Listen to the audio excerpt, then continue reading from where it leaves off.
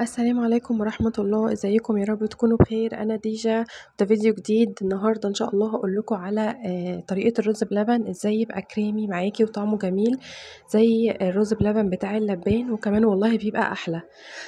طريقة سهلة قوي. دي نص كوباية رز، نص كوباية بس. دي طبعا مية هنحتاج منها 3 كوبايات، وطبعا معانا كمان هنحتاج السكر، وهنحتاج ده نشا، وكمان هنحتاج 2 باكت من الفانيليا، وده لبن هيبقى كمان معايا. اللبن ده مجمد، دي حاجة او تركية مهمة قوي، ان اللبن مش مغلي، لبن بلدي عادي ومجمد ولسه مش مغلي ولا اي حاجة، يعني هو لسه المفروض هيتغلي مع الرز. ودي قشطة وش اللبن، انا بجمعها في علبة كده في الفريزر علشان بحب استخدمها في البشاميل والرز بلبن والحاجات دي، بتبقى بتدي طعم جميل جدا. طبعا هنا المقادير بتاعتي دي نص كوباية رز لكل كيلو من اللبن، واللبن ده قلت ان هو مجمد مش هنغليه ولا اي حاجة. طبعا نص كوباية دي هتستوي في 3 كوبايات من المية. في ناس ممكن تحب تسويها في اللبن بدل المية، طبعا ليكي كامل الحرية ان انتي يعني تعملي بالطريقة اللي تريحك. بس انا بحس انها بيبقى فيها يعني شوية تهدير للبن، وخصوصا لو النتيجة نفس الطعم فخلاص مش هيفرق، ممكن ان انا اسويه في المية بدل من اللبن عشان ما اهدرش في كمية اللبن، بس مش اكتر والله. لكن الطعم هو. طبعًا هنختار كمان حلة مناسبة للكمية اللي إحنا هنعمل فيها الرز بلبن، علشان ما يفورش على البوتاجاز أو يبقى فيها أي مشكلة. كده خلاص صفينا الرز وهنحط عليه المَيّة، زي ما قُلنا. أنا هاكتب كمان المقادير في صندوق الوصف، عشان لو فيها أي حاجة مش واضحة إن شاء الله هتبقى مكتوبة في صندوق الوصف كل المقادير. هنرفع بقى الحلة بتاعتنا على النار، وهنقلبها كده تقليبة بسيطة، وهنغطي عليها، وتكون النار مش عالية طبعا، النار هتبقى هادية علشان ما يشطش او تحصل فيه حاجة. فهنسيبه كده على مهله لحد ما نلاقي الرزاية خلاص استوت في المية وما بقاش فيه أصلا مية في الحلة. بمعنى إن خلاص يعني شربت كل المية، كل الرز اللي في جوه الحلة ده شرب المية بتاعته كلها واستوت وبقت دايبة زي كده بالظبط، زي ما انتوا شايفين كده خلاص ما بقاش فيه مية، والرزاية استوت فعلا وحجمها كبر. فده اللي أنا عايزاه. ده بقى الوقت اللي أنا المفروض هانزل بيه طبعًا باللبن على الرز.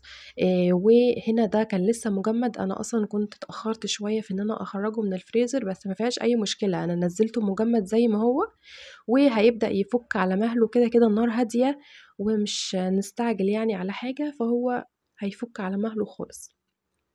في الوقت ده هنحضّر بقى النشا بتاعتنا في كوباية كده برّه، علشان وقت ما نحتاجها نلاقيها جاهزة معانا.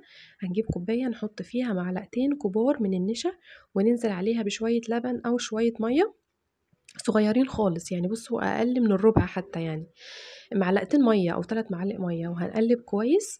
و طبعًا قبل ما تحطّيها هتقلّبيها تاني، لإن النشا بتنشف كده وتمسك نَفْسها، فلازم يبقى الخليط دايب خالص.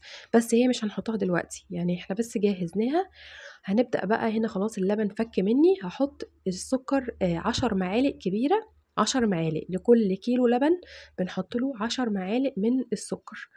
هنقلّب كويس طبعًا علشان السُكّر ده يدوب، وكده خلاص أصلًا اللبن فَك معايا زي ما أنتم شايفين. وأهم حاجة بقى في الرز بلبن إن النار زي ما قُلت تكون هادية، وأقعد أقلّب فيه، أقلّب فيه علشان ما يلزقش في القعر تحت أو يشيط أو طعمه يبقى وِحِش، لإن أو يعجِّن، يعني في كذا حاجة، لازم إن أنا أستمر في التقليب عشان ما يحصلش فيه أي مشكلة، لا إن هو يتحرق ولا إن هو يعجِّن. كده خلاص كمان هاحط بعد ما حطيت السكر هاحط الفانيليا بتاعتي، وبرضه أفضل أقلّب فيه زي ما أنتم شايفين. بُصّوا الرز أصلًا الحمد لله مفلفل معايا في الكبشة، ومش حاسة إن هو معجِّن ولا لزق. ده كيس من الكريمة الجاهزة كان عندي في التلاجة، حطيت منه. طبعًا هو مش ضروري خالص، يعني ممكن تحطيه لو موجود مثلًا، دي اللي هي الكريمة اللي كانت بتيجي في علب البسبوسة سريعة التحضير، أو تحطي كريم شانتيه جاهز برضه لو موجود، لو مش موجود ما فيش أي مشكلة.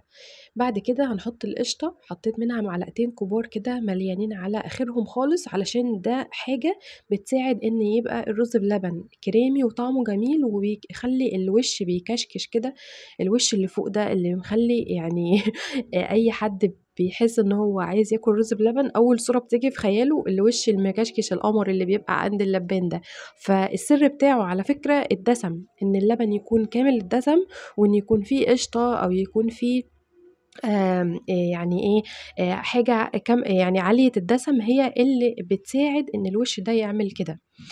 قلّبت كويس لحد ما القشطة دابت، وبعد كده نزلت بقى بالنشا، وطبعًا لازم زي ما قُلت أقلّبها كده الأول علشان هي بتمسك نفسها جوّه الكوباية، فلازم تبقى سايبة كده في المَيّة وما تبقاش مجمّدة أو تبقى ماسكة نفسها أو فيها أي كلاكيع خالص.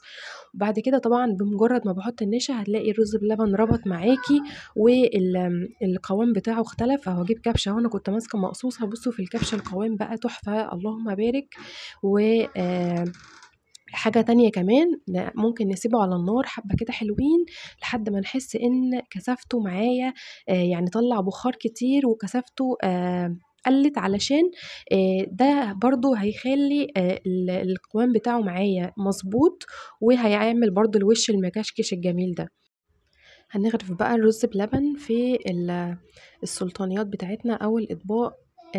طبعًا هتلاقي الكمية هتفرق معاكِ ما شاء الله. يعني أنا هنا حطيت من الأطباق دي عملوا 5. الطبق ده على فكرة مش صغير، يعني الطبق ده مش سلطانية صغننة، طبق كبير. فعملوا معايا حوالي 5. وفي حطيت كمان في الطبق اللي هو الفويل ده، أنا كنت حابة إن أنا أحمّر الوش بتاعه تحت الشواية، فتقريبًا عملوا 6 أطباق حلوين، يعني مش صغيرين ومش كبار أوي، فحجمه كويس. أنا باحب كده بعد ما طبعًا بعد ما بيبرد اللي هتحطيه تحت الشواية ده يكون خلاص برد، باحط عليه كده كام حتة من السمنة البلدي وباحطه تحت الشواية بيطلع كده، بُصّوا شكله تحفة، بنحبه أوي كده. آمم يعني من باب إن يبقى في حاجة شكلها مختلف يعني وطعمها كمان بيبقى كمان طعمه مختلف عن الرز بلبن التاني. بس في ناس ما بتحبوش محمّر كده من فوق، فطبعًا ده كل واحد بقى وذوقه. المهم يعني إن أهم حاجة كمان علشان الوش يبقى مكشكش كده معاكِ ويبقى شكله جميل، أول ما نلاقي خلاص الأطباق بعد ما غرفناها وصلت درجة حرارتها العادية زي درجة حرارة الغرفة، بنجيب كيس بلاستيك أو stretch wrap، أو حتى إن شاء الله تكون الغطيان بتاعة علب التلاجة دي نغطيها، وبعد كده نحط الأطباق دي كلها في التلاجة ونسيبها شوية. بمجرد ما بتطلع بُصّوا هتلاقوها كريمي ووشها شكله جميل، طعمها حلو جدًا والسكر بتاعها مضبوط. القشطة مهمة في الرز باللبن بصراحة، باحس إن هي مهمة. أو يعني يا إما تحطّي قشطة يا إما تحطّي كريمة، الموضوع بيفرق في القوام وفي الطعم بشكل جميل. إن شاء الله جرّبي الطريقة دي هتضبط معاكِ إن شاء الله، وكل حبايبِك يعني هيحبوها منِّك بإذن الله. ربنا يحسن ما بين إيديكم، والسلام عليكم ورحمة الله وبركاته.